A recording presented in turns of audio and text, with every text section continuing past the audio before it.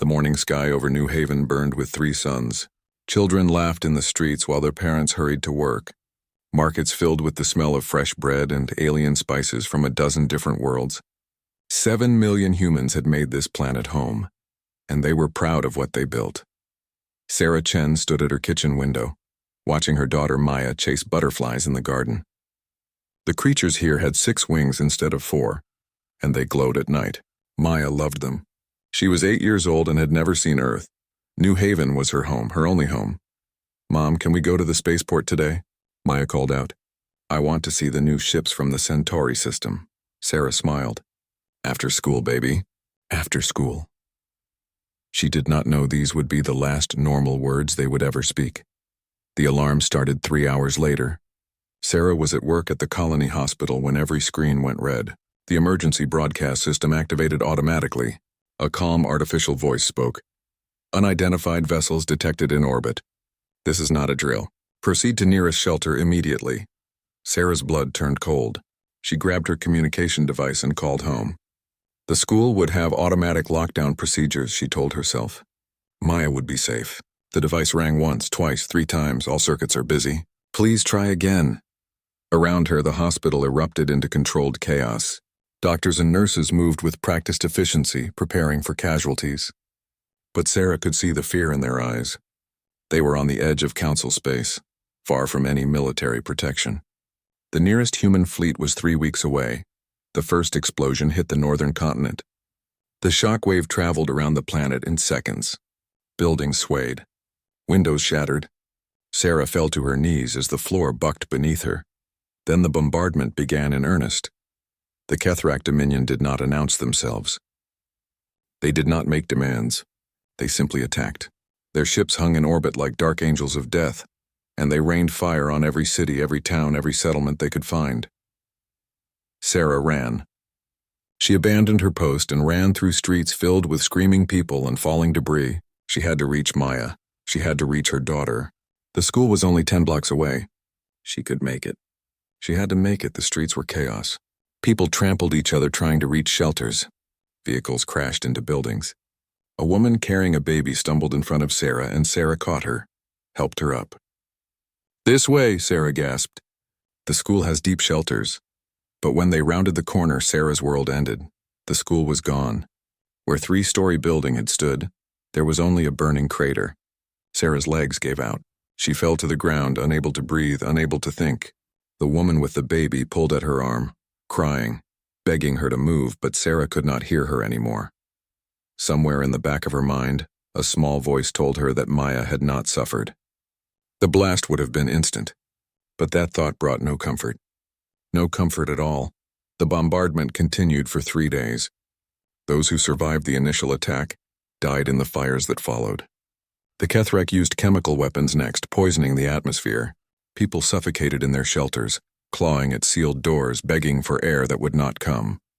On the 4th day, Kethrak soldiers landed. They moved through the ruins methodically, hunting survivors. They were efficient. They were thorough. They showed no mercy. By the end of the first week, 1 million humans were dead. Across the galaxy, the Galactic Council watched. They had monitoring stations that picked up every transmission, every desperate cry for help. They saw the orbital bombardment. They heard the screams. The Council met in their great chamber on the capital world. Representatives from 200 species gathered to discuss the New Haven incident. Ambassador Vrel of the Centauri spoke first. "This is a tragedy, of course, but we must consider the political complexities. The Kethrak Dominion is not a member of the Council. We have no authority over their actions. 7 million humans are dying," said Ambassador Thorne, the human representative. His voice shook with barely controlled rage. "And you want to talk about political complexities? We must be realistic," Vrel continued smoothly. The Kethrak control 3 major trade routes. They supply 40% of our neutronium. Economic sanctions would hurt us more than them. Around the chamber, heads nodded. Not all of them, but enough. Ambassador Thorne looked at each of them in turn. These were the species humanity had called friends. These were the allies who had welcomed humans to the galactic community 50 years ago, with open arms and promises of peace.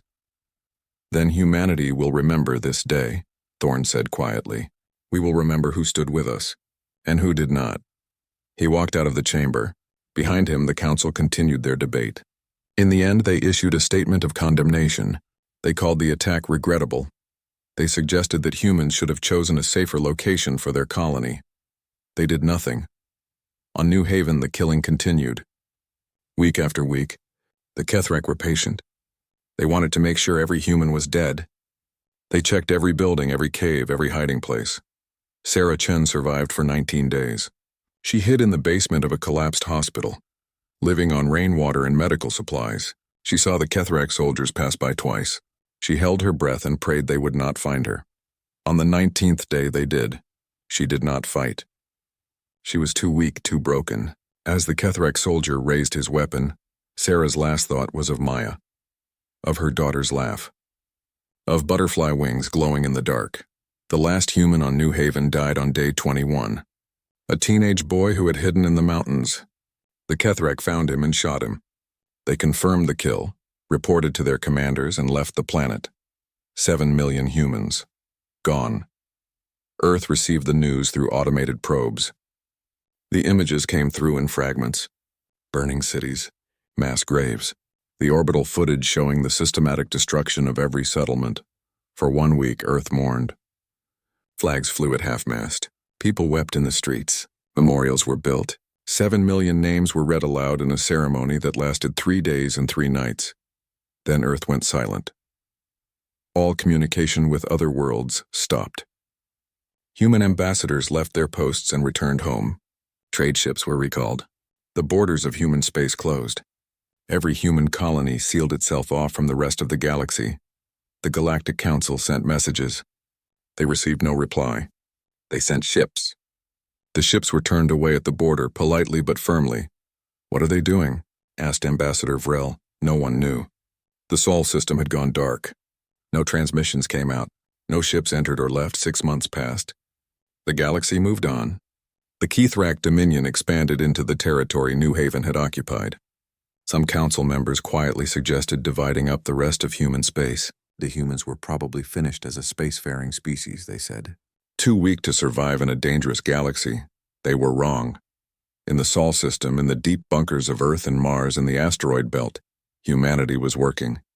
Factories ran 24 hours a day. Shipyards that had built colony vessels now built something else, something the galaxy had never seen. Admiral James Garrett stood on the bridge of the warship Retribution and looked out at the fleet assembling around him. 3,000 vessels, each one a weapon, each one carrying a single message. "Send the transmission," he ordered, across every communication channel in the galaxy. On every frequency and every language, the message went out. 7 million words, one for each dead human scrolled across screens. And then, at the end, a final statement. 7 million souls cried out and were silenced. "You did nothing. We will not ask for justice. We will create it. The time for talking is over. The Kethrek Dominion will answer for what they have done, and the galaxy will learn what happens when you let humans die alone." The fleet began to move. The galaxy had made a mistake. A simple, understandable mistake. They looked at humanity and saw a young species, soft, peaceful, eager to please. When humans arrived at the galactic community 50 years ago, they came with open hands and bright smiles. They traded. They learned. They made friends easily. What the galaxy did not see was the knife behind humanity's back. General Zhang Wei remembered the day humans made first contact. He had been a young officer then, watching the alien ships descend onto Earth. Everyone had been excited, hopeful. They thought it meant peace. But Zhang Wei had studied history. He knew what happened when a less advanced civilization met a more advanced one. Usually, the less advanced one died. Hope for the best, he had told his commanders, but prepare for the worst. For 50 years, that had been humanity's secret doctrine. Every human ship the galaxy saw was marked as a civilian or defensive vessel. They carried basic weapons, just enough to fight off pirates. They looked harmless. The council approved every design, checked every specification. What the council did not know was that these ships were decoys, distractions. While the galaxy watched humanity's peaceful traders move through space, the real work was happening in secret. In the asteroid belt between Mars and Jupiter, hidden inside hollowed-out rocks, factories had been running for 5 decades. On the dark side of Earth's moon, shipyards worked around the clock. On Mars, beneath the red soil, research facilities pushed the boundaries of every technology humanity could steal, copy, or improve. The galaxy gave humanity access to their technology libraries. They thought it was charity, helping a primitive species catch up. They did not realize humans would take that technology and weaponize it, faster than light drives. Humans improved them, made them faster, more efficient, and then they figured out how to weaponize the field collapse, turning ships into bombs. Energy shields? Humans studied them, then created weapons specifically designed to penetrate them. The galactic network that connected every species? Humans learned it, mastered it, and planted backdoors and systems across 100 worlds. For 50 years, humanity smiled and traded and learned, and prepared for war. Commander Rachel Foster stood in the briefing room of the warship Consequences, looking at the holographic display. It showed the Kethrak Dominion's territory, 47 worlds, 300 military installations, dozens of shipyards. We hit them all, Admiral Garrett said. Simultaneously, they will not have time to respond or reinforce. The Galactic Council will condemn this, one of the junior officers said. Garrett's expression did not change. The Council condemned the Kethrak attack on New Haven. They condemned it with words while 7 million humans died. I am not interested in their words anymore. Rachel studied the display. The plan was ambitious, audacious. It required perfect coordination across light years of space. But humans had been preparing for this for decades. Every captain knew their target. Every ship was equipped with weapons the galaxy had never imagined. The Council thinks we are like them, Garrett continued. They think we fight for territory or resources or political influence. They do not understand what drives us. They have never had to. He pulled up images from New Haven, the burning cities, the mass graves, the children's bodies in the streets. Every officer in the room had seen these images 100 times. They never got easier to watch. Most species in the galaxy evolved with natural predators, Garrett said, or they evolved as hive minds where the individual does not matter. They do not understand human psychology. They do not understand what happens when you threaten our families. He paused. Humans are not the strongest species. We are not the fastest or the smartest, but we have something no other species has. We remember. We hold grudges, and we have spent our entire evolutionary history fighting each other. We know war in ways they cannot imagine. Rachel thought about her own history lessons. Humanity had nearly destroyed itself a dozen times. Nuclear weapons, biological warfare, climate collapse. Somehow they had always pulled back from the brink. They had learned, grown, united, but that capacity for destruction had never gone away. It had just been redirected, controlled, focused. We are not going to conquer the Kethrak, Garrett said. We are not going to enslave them or take their territory. We are going to do something much simpler. We are going to destroy their military, completely, utterly, so thoroughly that they will never threaten another species again. The fleet moved through space like a dark tide, 3,000 warships, each one invisible to long-range sensors. The stealth technology had been human innovation, based on principles the galaxy thought impossible. The Kethrak Dominion had no idea they were coming.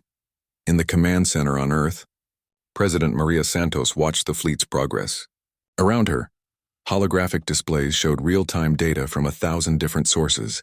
Military advisors moved efficiently, coordinating the largest military operation in human history. Madam President, her chief of staff said quietly, the council is sending messages. They want to talk. They say they can mediate. Tell them we will talk when this is over, Santos said. Her voice was cold. Tell them we gave them 6 months to act. They chose not to. Now they can watch. They are threatening sanctions, Santos laughed bitterly. Sanctions. They think they can control us with economics. She turned to her advisor. Do they know we have been stockpiling resources for 5 decades? We can survive without their trade for 20 years. Can they survive without our medical technology? Our agricultural exports? Our manufactured goods? The advisor said nothing. They both knew the answer. Humanity had made itself indispensable to the galactic economy. On purpose, another part of the long preparation. The Council does not understand, Santos continued. We did not join their community because we needed them. We joined to learn from them, to understand them, to prepare for the day when someone like the Kethrak came for us. She looked at the holographic display showing the fleet. That day has come, and we are ready. Across the galaxy, human sleeper agents activated. They had been placed decades ago, living normal lives in council space, working as traders, diplomats, researchers. Now they received their orders. Some began spreading information, making sure the galaxy knew exactly what the Kethrak had done. Images from New Haven flooded the galactic network. The galaxy could not look away anymore. Others began cyber operations. Nothing destructive, but they demonstrated capability. Council military networks experienced strange glitches. Nothing critical failed, but the message was clear. We can reach you. We have always been able to reach you. And some agents did nothing. They simply revealed themselves. I have been living on your world for 20 years, one human agent told a council ambassador. I know your networks, your systems, your vulnerabilities. I have done nothing with that knowledge. But if you move against humanity, others will. How many more agents do you think we have? How deep do you think we have gone? The galaxy began to realize something terrifying. Humanity was not a young, naive species stumbling into galactic politics. They were predators. Patient predators who had been watching and waiting and preparing. The first wave of human ships arrived at their targets exactly on schedule. 47 Kethrak military installations, 300 orbital platforms, dozens of shipyards. The attacks lasted 4 minutes. That was all it took. When the Kethrak sensors finally detected the human ships, it was already too late. Relativistic kinetic missiles traveling at a fraction of light speed smashed into orbital defenses. They did not explode. They did not need to. At those speeds, even a small mass carried devastating energy. Bases vanished in flashes of light. Shipyards broke apart like toys. Defensive satellites died before they could fire a shot. And then the human ships were gone, jumping back to faster-than-light speed before Kethrak reinforcements could arrive. Across 47 worlds, Kethrak military commanders stared at empty space where their defenses had been. In less than 5 minutes, they had lost 30% of their military capacity, and they had not destroyed a single human ship. The Kethrak High Command met in emergency session. How did they do this? The Supreme Commander demanded. How did they get so close without being detected? No one had answers. The humans had technology that should not exist. Ships that moved faster than anything in the known galaxy. Weapons that struck from impossible distances. Stealth systems that made them invisible. We underestimated them, one admiral said quietly. We thought they were weak. They are weak, the Supreme Commander snarled. They are emotional, soft. They will break. But even as he said it, he did not believe it. He had seen the footage from the human attacks. The precision, the calculation, the cold efficiency. These were not the actions of an emotional, broken species. These were the actions of predators who had found their prey. The human message came an hour later. It broadcast on every frequency. This is Admiral James Garrett of the Human Defense Fleet. Kethrak Dominion, you murdered 7 million civilians. You will answer for this crime. We are not asking for your surrender. We are not asking for negotiations. We are simply telling you what will happen next. Every military target in your territory will be destroyed. Every warship, every base, every weapon. You have 48 hours to evacuate all military personnel from civilian areas. After that, we cannot guarantee their safety. The Kethrak military expected the humans to attack their homeworld. That was how warfare worked in the galaxy. You struck at the heart of your enemy. You conquered their capital. You forced their government to surrender. Humans did not follow those rules. Instead, they hunted. Like wolves circling prey, they struck everywhere except where the Kethrak expected. Military bases on remote moons. Supply depots in asteroid fields. Training facilities on frontier worlds. Each attack was precise, overwhelming, and over before the Kethrak could respond. Captain David Park commanded the destroyer Reckoning. His target was a Kethrak Naval Academy on a small planet called Verath 4. Intelligence reports said 3,000 cadets were training there, along with 500 instructors and support staff. Broadcast the warning, Park ordered as his ship dropped out of faster-than-light travel. The message went out in Kethrak language. This is the Human Defense Fleet. This facility will be destroyed in 24 hours. All non-combatants have that time to evacuate. Any ships leaving this planet will not be fired upon. Shuttles and transport vessels are approaching your location to assist evacuation. Park watched his screens as the Kethrak base erupted into chaos. Some commanders wanted to fight. Others wanted to flee.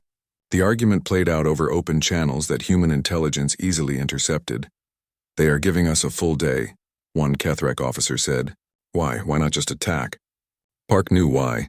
Because humanity was sending a message. They could have killed everyone on that base in minutes, but they chose not to. They wanted the Kethrak to understand that human mercy was a choice, not a weakness. Over the next 24 hours, transport ships fled Vareth 4. The humans kept their word. They did not fire on a single evacuation vessel.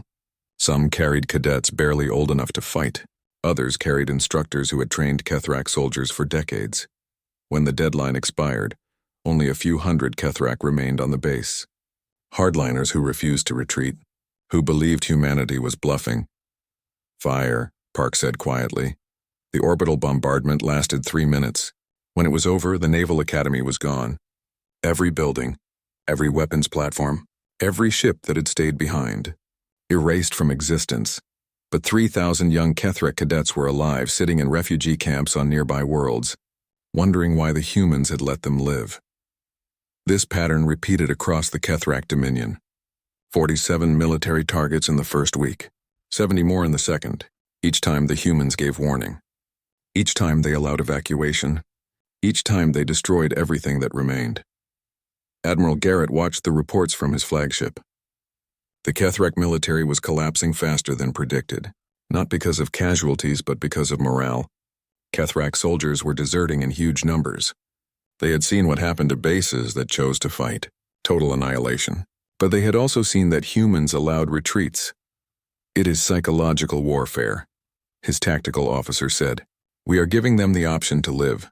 Most sentient beings will choose life over honor." "It is not just that," Garrett replied. "We are showing the galaxy who we are. The Kethrak murdered civilians. We are destroying military targets only. Every species watching can see the difference. And the galaxy was watching. Every news network, every government, every civilian with a communication device was glued to the reports. Footage of the human attack spread across 1,000 worlds. Some of it came from human sources. Combat footage showing precise strikes on military targets. Images of Kethrak civilians being escorted safely to evacuation zones by human marines. Medical supplies being dropped on Kethrak refugee camps. But some footage came from the Kethrak themselves. And that footage told a different story. It showed human weapons that should not exist. Ships that moved with impossible speed and agility. Cyber attacks that turned Kethrak defense systems against themselves. On the Council world, Ambassador Vrel watched footage of a human ship dodging through a field of Kethrak missiles. The ship moved with a grace that seemed almost alive. Its artificial intelligence calculating trajectories faster than any biological pilot could think. "How did they develop this technology?" Vrel asked his military advisor. "We gave it to them," the advisor said bitterly. "We gave them our technical libraries. We thought they were too primitive to understand it. But they took our technology and improved it. Made it better. Made it deadly. The Council called emergency sessions daily now. Some species wanted to intervene, to stop the human assault before it went too far. Others argued that the Kethrak had brought this on themselves. The humans have not attacked a single civilian target," Ambassador Thorne pointed out. He had returned to the Council, representing humanity once more. But he was different now. Colder. Harder. Every strike has been against military installations. Every time they have allowed evacuations, they are following rules of warfare stricter than your own. "But they never signed our warfare conventions," Vrel protested. "No," Thorne agreed. "We did not. Because we read your conventions and found them lacking. You allow targeting of civilian infrastructure. You allow orbital bombardment of population centers if they are military necessities. We do not. Despite what the Kethrak did to us, we are holding ourselves to a higher standard than you require." The chamber fell silent. The uncomfortable truth was clear. Humanity was prosecuting the most devastating military campaign the galaxy had seen in centuries, and they were doing it with more restraint than the Council's own rules demanded. On the 4th week, the humans changed tactics. Instead of attacking installations, they began targeting Kethrak military vessels directly. Warships were ambushed in deep space. Entire battle groups vanished in minutes. Commander Rachel Foster commanded a squadron of hunter-killer ships. Her targets were Kethrak supply convoys. Cut off the supplies and the military could not function. Her squadron dropped out of faster-than-light travel directly in the path of a Kethrak supply fleet. 30 massive freighters carrying weapons, ammunition, food, and fuel, escorted by 20 warships. Broadcast the standard warning, Rachel ordered. The message went out. Kethrak vessels. This is the human defense fleet. Cargo ships. Jettison your military supplies and you will be permitted to leave. Warships, power down your weapons or be destroyed. The Kethrak escort commander responded immediately. We will not surrender. We are warriors of the Dominion. Understood, Rachel replied. She cut the transmission and looked at her weapons officer. The cargo ships? They are jettisoning their loads, the officer reported. All 30 freighters are dumping their cargo into space. Let them go. Focus on the warships. The battle lasted 8 minutes. The Kethrak fought bravely, but they were outmatched. Human weapons tore through their shields. Human cyber warfare turned their own targeting systems into garbage. One by one, the warships died. When it was over, 30 cargo ships limped away, alive but empty. 20 warships were debris. And the jettisoned military supplies floated in space where human recovery ships would collect them later. Rachel felt no joy in the victory. No satisfaction. This was not glory. This was work. Necessary work, but work nonetheless. After each victory, the humans broadcast footage from New Haven. They wanted the galaxy to remember why this was happening. They showed children dying in the streets, families holding each other as the air turned to poison, the orbital bombardment that killed millions. Then they showed the destroyed Kethrak base or ship, and they let the galaxy make the connection. This is what you do when you murder 7 million humans. This is the consequence. Some species in the galaxy began to understand. On 100 worlds, populations looked at their own militaries and asked uncomfortable questions. Could we survive a human assault? If we attacked their civilians, would we suffer the same fate? The answer was obvious. No species could stand against humanity's military machine. Not because humans were stronger or more advanced, but because they were willing to prepare for war while appearing peaceful. They were patient. They were calculating. And most terrifying of all, they were selective about their violence. They knew exactly how much force to use and where to apply it. In the council chambers, a new phrase began circulating in whispered conversations. Do not make the humans choose war. Because if they choose it, they will win. By the end of the 5th week, the Kethrak Dominion had lost 80% of its military capacity. Their shipyards were ruins. Their bases were craters. Their fleets were scattered debris floating in the void, and still the humans came. Relentless, unstoppable, like a force of nature. The Kethrak High Command met one final time. Their capital world was still untouched, but they all knew it was only a matter of time. The humans were saving it for last. We cannot win this war, one admiral said. We should sue for peace. Peace? The Supreme Commander spat. With humans, they will demand our complete surrender, our totality. The Kethrak throne world was called Keth Prime. It was a beautiful planet. 3 continents covered in silver forests, oceans that sparkled like jewels, cities built from crystalline materials that glowed at night. 4 billion Kethrak called it home. The Supreme Commander stood in the war room beneath the planet's capital, looking at holographic displays showing his defenses, 500 warships in orbit, thousands of defensive satellites, planetary shields that could withstand anything short of a supernova, ground-based weapons that could shoot down incoming missiles by the hundreds. They will break themselves here, he told his staff. This is where humanity's arrogance ends. But the younger officers looked at each other with doubt in their eyes. They had seen the reports from 47 worlds. They knew what human weapons could do. The human fleet arrived 3 days later. They did not rush in like conquerors. They simply appeared at the edge of the system, all 3,000 ships, and stopped. They did nothing. Did not attack. Did not even move closer. They just waited. On the 2nd day, the Kethrak military began to get nervous. Why were the humans waiting? What were they planning? Every hour that passed without an attack made the tension worse. On the 3rd day, some Kethrak soldiers began deserting their posts. The psychological pressure was overwhelming. The humans were right there within striking distance, and they did nothing. It was like waiting for an execution. Admiral Garrett stood on the bridge of the Retribution, watching Keth Prime on his screens. He could see the military formations, the defensive positions, 500 warships trying to look strong and ready. They are terrified, his tactical officer observed. Good, Garrett said. Fear is the point. We want them to feel what our people felt on New Haven. That helpless dread of knowing something terrible is coming and being unable to stop it. Admiral, we are receiving massive communications traffic from the planet. His communications officer reported.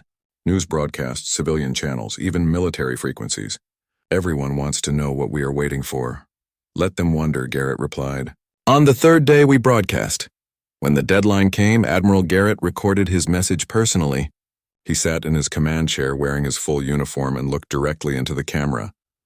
People of Keth Prime, he began. I am Admiral James Garrett of the Human Defense Fleet. 3 months ago, your military attacked a human colony called New Haven. They killed 7 million civilians. Men, women, children. They showed no mercy. They gave no warning. When it was over, every human on that world was dead. He paused, letting that sink in. We have spent the last weeks destroying your military, your bases, your shipyards, your fleets. We did this to show you that we could. To demonstrate that your military cannot protect you. But we have not killed your civilians. We gave warning before every attack. We allowed evacuations. We followed rules of warfare stricter than those used by your own forces. Another pause. Now we arrive at your homeworld. We could destroy your orbital defenses in an hour. We could kill your warships in minutes. We could bombard your cities until nothing remains. We have that power. You have seen what our weapons can do. Garrett leaned forward. But we will not do those things. Because we are not you. We do not murder civilians. We do not commit genocide. Instead, we offer you a choice. Your Supreme Commander ordered the attack on New Haven. He is responsible for 7 million deaths. Deliver him to us for trial and we will spare your military. Refuse and we will come take him ourselves. You have 6 hours to decide. The transmission ended.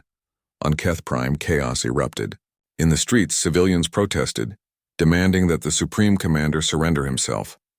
In military bases, officers argued about honor versus survival. In the government chambers, politicians scrambled to find a solution that would save them. The Supreme Commander himself watched the broadcast in his war room. His hands were shaking. I will not surrender to humans, he said. I am the leader of the Kethrak Dominion. I will not be judged by prey animals. Then we all die, one of his admirals said quietly. You saw what they did to our fleets. We cannot win. If you will not surrender, at least allow us to evacuate the civilians. Evacuate 4 billion people in 6 hours? Impossible. Then at least evacuate the children, the admiral begged. Please, let the children live. For a moment, the Supreme Commander seemed to waver. Then his expression hardened. No, if I am to die, let the humans show the galaxy what they truly are. Let them murder billions. Then the galaxy will turn against them. But the Supreme Commander had miscalculated. His own military would not let him choose death for everyone. 4 hours into the deadline, armed Kethrak soldiers entered the war room. They were led by Admiral Koreth, the second highest ranking officer in the Kethrak military. What is the meaning of this? The Supreme Commander demanded. You are relieved of command, Koreth said, for the crime of reckless endangerment of the Kethrak people. The Supreme Commander reached for his sidearm, but his guards had already switched sides. They grabbed him, forced him to his knees. You are traitors, he spat. All of you, cowards. No, Koreth replied. We are survivors. You ordered the attack on New Haven. You wanted to eliminate a potential threat before they became strong, but you did not account for the possibility that they were already strong. You did not consider that they might have been hiding their true capabilities. You gambled with the lives of every Kethrak in the Dominion, and you lost. Koreth gestured to his soldiers. Take him. They dragged the Supreme Commander away. He screamed and cursed, but his words meant nothing now. Koreth broadcast a message to the human fleet. Admiral Garrett. This is Admiral Koreth of the Kethrak Defense Force. We have arrested our Supreme Commander. We have also detained all officers directly involved in planning or executing the attack on New Haven. We offer our unconditional surrender. The response came quickly. Denied. Koreth stared at the screen in shock. What? You said if we delivered him you would spare our military. I said if you delivered him for trial. Garrett's voice was cold. You do not get to execute him yourselves and call it justice. You do not get to make this go away cleanly, but I acknowledge your cooperation. Stand down your forces and allow human ships to approach the surface. 6 hours after the ultimatum, human Marines landed on Keth Prime. They moved through the capital in full combat gear, weapons ready. Kethrak civilians watched from windows and streets, terrified, but the Marines did not attack. They did not loot. They did not harm anyone. Instead, they escorted Kethrak prisoners. The Supreme Commander and 47 senior officers were brought to a secure facility on the outskirts of the capital, and then Admiral Garrett himself landed. He walked into the facility where the Kethrak leadership was being held. The Supreme Commander looked up at him with hate-filled eyes. "You will murder us now," he said. "Show the galaxy what humans really are." "No," Garrett replied. "You will stand trial. Your own people will judge you." "My own people? We are not going to execute you," Garrett said. "We are not going to make you martyrs. Instead, you will be tried by a Kethrak court, under Kethrak law for the crime of murdering 7 million civilians. Your own species will decide your fate." The Supreme Commander's expression shifted from defiance to confusion to horror. "You want us to judge ourselves?" "Yes, because the galaxy needs to see that the Kethrak species is capable of justice, that you can recognize what was done in your name and condemn it. We are giving you the chance to prove you are more than your worst leaders." Over the next 3 weeks, the Kethrak held trials. They were broadcast across the galaxy. Kethrak prosecutors presented evidence. Kethrak defenders argued their cases. Kethrak judges presided. The Supreme Commander was found guilty of ordering the murder of 7 million civilians. 47 officers were found guilty of carrying out those orders. Under Kethrak law, the punishment for such crimes was death, but when the verdicts were read, Admiral Garrett stepped forward. "No," he said to the Kethrak judges. "Change the sentence to life imprisonment." The head judge looked at him in surprise. "But our law demands death for such crimes." "Your law was written before this happened," Garrett replied. "Before you understood what it means to stand before the species of your victims. Death is too easy. Death lets them escape. They will live with what they did. They will spend every day for the rest of their lives knowing they murdered millions. That is the sentence." He looked at the Supreme Commander. "You wanted to show the galaxy what humans truly are. Fine. Let me show you. We are a species that believes in justice, not revenge. We are a species that can destroy you completely, but chooses not to. We are a species that will make you live with your crimes rather than let you die as martyrs." The Kethrak judges conferred quietly. Then they announced the modified sentence, life imprisonment for all convicted officers. They would be held in Kethrak facilities, but human observers would ensure they were treated humanely. The Supreme Commander was led away to his cell. As he passed Garrett, he spoke in a whisper. "You should have killed me." "I know," Garrett replied. "But that would make us like you. And we are not like you. That is the point." When the trials ended, Admiral Garrett stood before the assembled Kethrak government. Around him, human Marines stood at attention. Outside, the human fleet still controlled orbit. The Kethrak Dominion is dissolved. 6 months after the last battle, engineer Sarah Chen stood on Keth Prime and watched construction drones rebuild a hospital. She had the same last name as the doctor who died on New Haven. They were not related, but Sarah felt a connection anyway. She was here to build something good from the ashes of war. Around her, human engineers worked alongside Kethrak civilians. They were installing water purification systems that were better than what the Kethrak had before, building schools with the latest educational technology, creating infrastructure that would serve the Kethrak people for generations. A young Kethrak approached her hesitantly. He looked barely adult by their standards. "Excuse me," he said in careful human language. "Why are you helping us?" "We killed your people." Sarah stopped what she was doing and looked at him. "Your military killed our people," she corrected. "You personally did not.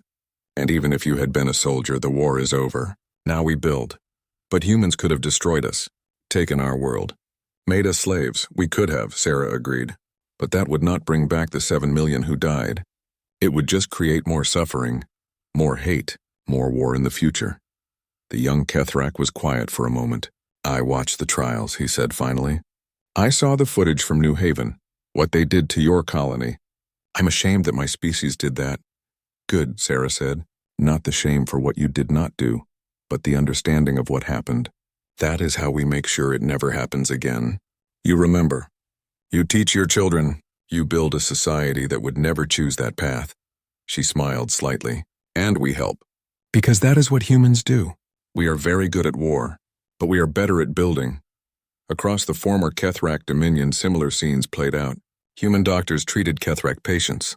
Human teachers helped reform Kethrak educational systems. Human traders established fair markets that helped Kethrak economy recover. It was not charity. It was not kindness. It was strategic brilliance. President Santos had explained it to her cabinet. We cannot occupy 47 worlds forever. We do not have the population or resources, but we can do something better. We can make them grateful. We can show them that cooperation with humanity brings prosperity, while aggression brings destruction. We are teaching the entire Kethrak species a lesson they will never forget. The Galactic Council watched all of this with growing unease. They had expected humans to either withdraw after their victory or become another empire of conquerors. Instead, humans were doing something unprecedented. They were rebuilding their defeated enemy. Ambassador Vrel requested a private meeting with Ambassador Thorn. They met in a neutral space station orbiting a dead world. What is your species doing? Vrel asked without preamble. You defeated the Kethrak. You could demand anything from them. Instead, you are helping them. Why? Thorn looked at the Centauri ambassador for a long moment. Because we are playing a longer game than you understand. In 50 years, the Kethrak will remember that humans destroyed their military, but saved their civilians. They will remember that we could have committed genocide but chose not to. They will be our allies, not our slaves. And if they rebel, if they rebuild their military and attack you again? They will not, Thorn said with certainty. Because we are not just rebuilding their infrastructure, we are rebuilding their culture. Human teachers are in their schools. Human values are being shared, not forced, not imposed, but shared. The next generation of Kethrak will grow up knowing humans as builders, not just destroyers. Vrel felt a chill run through him. You are reshaping their entire society. Yes, Thorn agreed. With their permission and cooperation. Because that is how you win a war completely. You do not just defeat the military. You change the culture that created the military. And what about the rest of the galaxy? Vrel asked. What message does this send? Thorn stood and walked to the window, looking out at the stars. It sends several messages. First, that attacking humans has consequences. Total, absolute consequences. Second, that humans will protect themselves with overwhelming force when necessary. Third, that human mercy is real but must be earned. He turned back to Vrel. But the most important message is this. The galaxy can no longer ignore human interests. You watched 7 million of our people die and did nothing. You will never make that mistake again, because now you know what happens when you do. 3 months later, humanity made a formal announcement. President Santos stood before the Galactic Council and revealed the 7 million accords. These accords represent humanity's doctrine going forward, she announced. They are named for the 7 million civilians who died on New Haven.